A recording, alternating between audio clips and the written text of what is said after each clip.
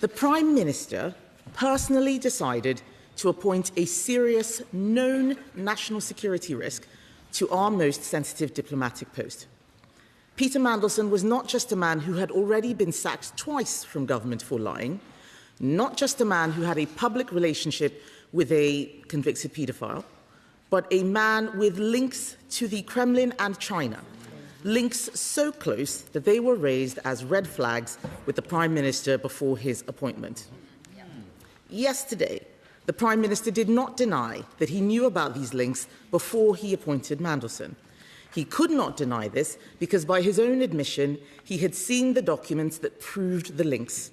I cannot overstate how serious a matter this is. The Prime Minister sent a known security risk to Washington, to a position where he would see our most important allies' top secret intelligence. What if he had seen something and leaked it to one of our enemies? How much would that have damaged our security partnership? We cannot even be sure that didn't happen.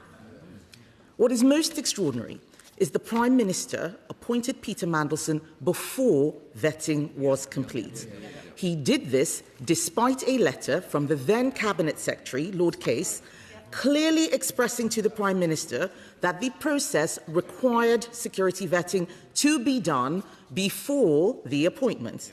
So how can he then have claimed on the floor of this House that the process was followed, when he knew that it had not been?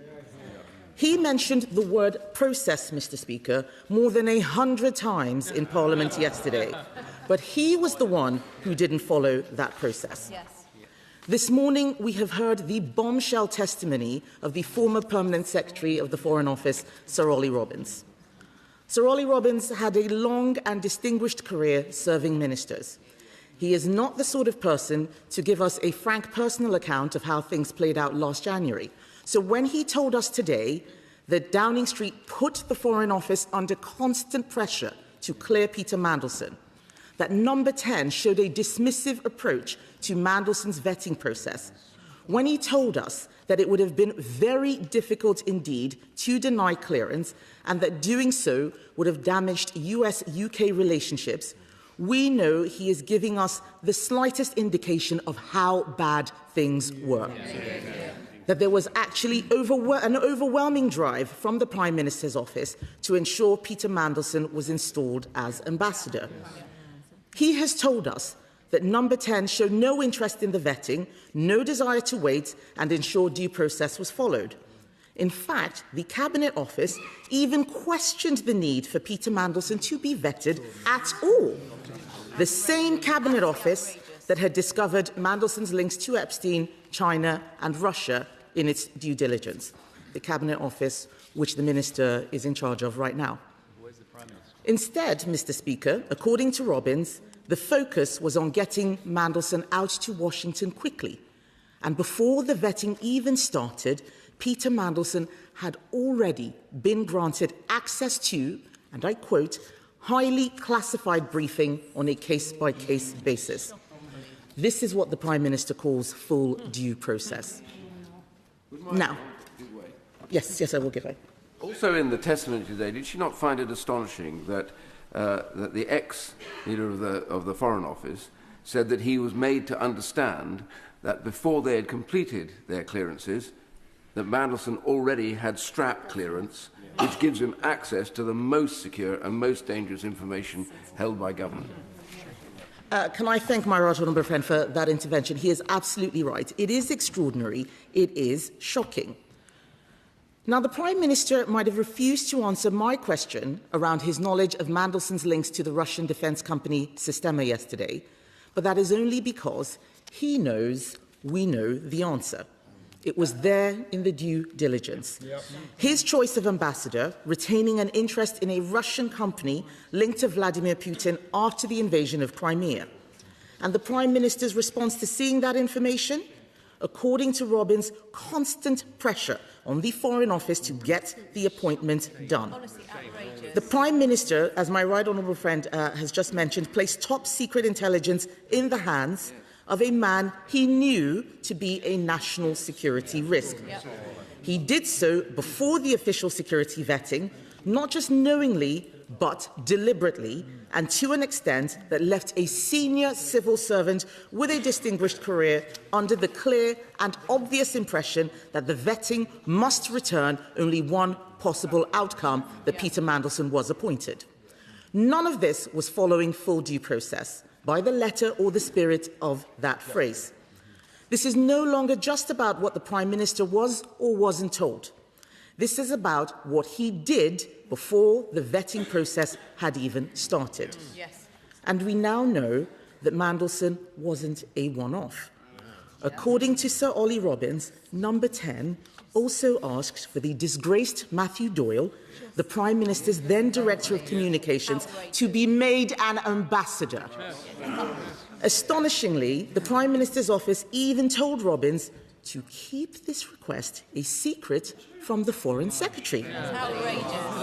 The idea that it is number 10 who are the victims of others not following due process is, quite frankly, laughable. The Prime Minister told Parliament yesterday that it was staggering that Ollie Robbins had not shared the recommendations of the UK security vetting with the then Cabinet Secretary, Chris Warmold. But today, we learned from Robbins that he had never seen the original vetting file. So if the Prime Minister is furious that Sir Ollie Robbins did not share the vetting details with him or the former Cabinet Secretary, why is he not furious with the Cabinet Office for not sharing it? Put simply, why exactly did he sack Ollie Robbins? It is no surprise the Prime Minister is not here today. These are difficult questions. He cannot claim not to have known about the risk Mandelson posed because he saw the due diligence that disclosed it, as he said yesterday.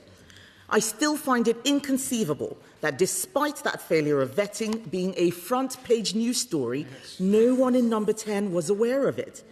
He cannot deny that his decision put Britain at risk, and the British public deserve to know how this failure happened, and they deserve to hear it from the Prime Minister himself. Yesterday, he had the chance to set the record straight, but members on all sides, and no doubt the public, were left wholly unsatisfied with the answers he gave. I am sure they will share my deep disappointment that the Prime Minister has chosen not to be here today. There remain serious questions about the decisions he took over the appointment of Peter Mandelson, but the Prime Minister does not want to answer any more questions today, and so in typical fashion, he has thrown someone else under the bus. So I feel for the Minister sent out as a human shield for the Prime Minister. It's not this Minister who made the Mandelson appointment. That was above his pay grade. He cannot tell us what the Prime Minister was thinking when he made those decisions, and he will not be able to provide this House with the answers it deserves to hear. But this is simply what the Prime Minister does. Sue Gray, Matthew Doyle, Morgan McSweeney, Chris Warmold, Ollie Robbins, Peter Mandelson. These appointments were the Prime Minister's decision, people the Prime Minister chose to appoint, and all people he then chose to sack. Are we meant to believe that all these people are the problem rather than the Prime Minister's judgment? As usual, his explanations yesterday left us with even more questions than answers. He says that he was justified in appointing Mandelson before vetting because of advice he received from the then Cabinet Secretary, Chris Warmold. But how can this make sense when that advice only came after the scandal had erupted? Post hoc advice is pointless. Soon after this, he then sacked Chris Warmold. So why is the Prime Minister now relying on the evidence of the very man he told us was doing so badly in the job that he sacked him? But let's move on to the Prime Minister's claim that no one in number 10 was aware that Mandelson had failed his vetting. Because enough people in Whitehall knew, enough people knew for journalists from The Independent, The Mail and Sky News to find out. Journalists have released texts with the Prime Minister's Director of Communications where they made number 10 aware of this fact. He did not deny this story was true. Why not? Something simply doesn't add up. Despite this, the Prime Minister went on to assure this House, to assure the public, that Mandelson's appointment was down to a failure of vetting.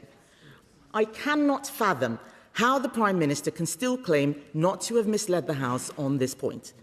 It is telling that when given the opportunity to apologise for misleading the House, even inadvertently, by my honourable friend for Berwickshire, Roxburgh and Selkirk yesterday, he chose not to. I suspect that he chose not to because he knows that if he did, he would be bound by his own words, bound by the standards to which he held previous Prime Ministers from this very dispatch box. In 2022, he said that if the Prime Minister misleads the House, he must resign. Either he is a man of his word, or he thinks there is one rule for him and another for everyone else.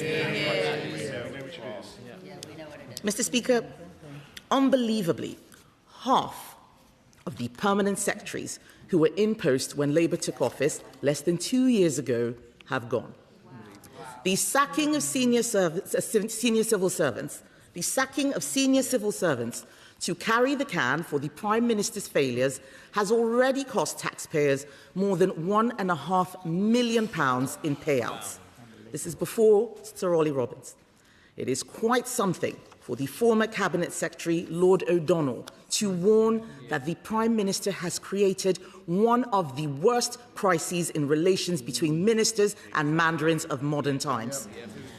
He said that the sacking of Sir Ollie Robbins risks having a serious and sustained chilling effect on serving and prospective civil servants.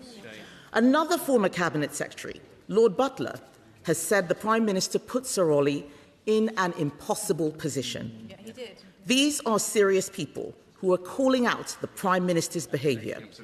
The former head of Propriety and Ethics and Deputy to the Cabinet Secretary, Helen McNamara, has called the decision to sack Robbins unacceptable. She said that if they had published the papers that Parliament demanded back in February, that's the government, if they'd published that, this argument would be so much easier for everyone because we would all be operating on the same basis, the same facts. She's right. The delay in publishing the information required by the humble address is shocking. Where are the key annotations? Where are the decisions and meeting records? The box returns, as they are called, in Downing Street. Why are crucial forms left blank? These missing documents add to the mystery. Why is the government still trying to cover this up? Yes, I will give way. I thank my right honourable friend for giving way. She will remember I asked the Prime Minister yesterday in the box note of the 11th of November, where Simon Case recommended that vetting went through before the appointment was made. The Prime Minister's decision note did not include the Prime Minister's decision, and it's been redacted from the conditions of the humble address. Does she think that the answer that has been redacted would show what the Prime Minister was trying to achieve by appointing Peter Mandelson without the appropriate vetting? Can I thank my honourable friend for that intervention? He is absolutely right. Why were the Prime Minister's words redacted? These are key pieces of information that will help solve this mystery. Much easier for us to see and understand the words which he was giving at the dispatch box. I note that no Labour MPs have intervened on me. This is very unusual. Normally, when I'm standing here in a debate, they're all bobbing left, right and centre. Mr. Speaker, I'm raising these concerns because of the seriousness of the situation the country is now in. With war in Europe, war in the Middle East, a cost of living crisis and a global energy shock, we need a Prime Minister who has a grip on national security. Yet last week, the former Labour Defence Secretary and former NATO Secretary-General, Lord Robertson, warned that the Prime Minister had a corrosive complacency when it comes to defence. This is the same man who wrote the Prime Minister's Strategic Defence Review. He is ringing the alarm bell, warning us of the grave consequences of the government refusing to take the tough choices needed to increase defence spending. This matters because if we cannot trust our Prime Minister to tell the truth about this ambassadorial appointment, the whole, full truth, a key appointment in Britain's national security architecture, it calls into question the assurances he gives us on everything else. His promises to control taxes, which he has broken. His promises not to raise borrowing, which he has broken. Promises to back business, protect our veterans, defend our farmers, and prioritise growth, all of which he has broken. And he has broken them because at his core he is a man with no idea what he believes. Worse still, he appears to have no interest in doing the job of Prime Minister, just in being the Prime Minister. Curiosity is what drives serious leadership. Without curiosity, problems are neither fully understood nor solved. And this whole affair just goes to show why this country is heading in such a woeful direction under the Prime Minister's incurious regime. His defence yesterday summed it up. He says that no one told him and that he never thought to ask. This is, in his own words, incredible. But even if we take the Prime Minister at his word, even if we believe the unbelievable, it is no better. He appointed Mandelson despite knowing that he was a threat to our national security. He said due process was followed, having failed to follow that process himself, and he pressured the Foreign Office into signing off on this appointment. In 2022, the Prime Minister said, "I believe that if you're the leader, the buck stops with you." He said, "I will always stand up for my team, but I will also take responsibility for everything they do." That is what leadership is. How has he taken responsibility? It is clear that the Prime Minister has no intention of facing up to his mistakes. It's clear now that he is not a leader and he has no intention of doing the honourable thing. On that point, will the Right Honourable Lady give way? Yes, I will give way. I congratulate her on securing this debate and indeed on eviscerating the Prime Minister in her speech. Does she not believe, however, that the sorry souls opposite us should have to put their money where their mouth is and that there should be a vote of no confidence in this Prime Minister in due course? The Right Honourable Gentleman makes a very good point. I think he is right, because I don't believe the Prime Minister has the intention of doing the honourable thing himself, even though that's the standard to which he held everyone else. The decision, as I said, about whether he will ultimately take responsibility for his actions is now up to Labour MPs. We heard many powerful statements from that side of the House yesterday. Labour MPs know that the Prime Minister has let the country down, he's let Parliament down, and he's also let the Labour Party down. It is clear to everyone, except the Prime Minister himself, that he has failed on his own terms.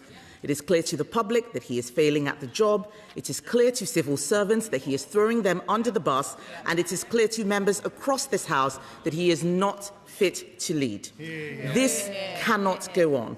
This House deserves better. The country deserves better. The Prime Minister is not fit for office. The first duty, Mr. Speaker, of any Prime Minister is to keep this country safe. This Prime Minister has put the country's national security at risk. He must take responsibility. It is time for him to go.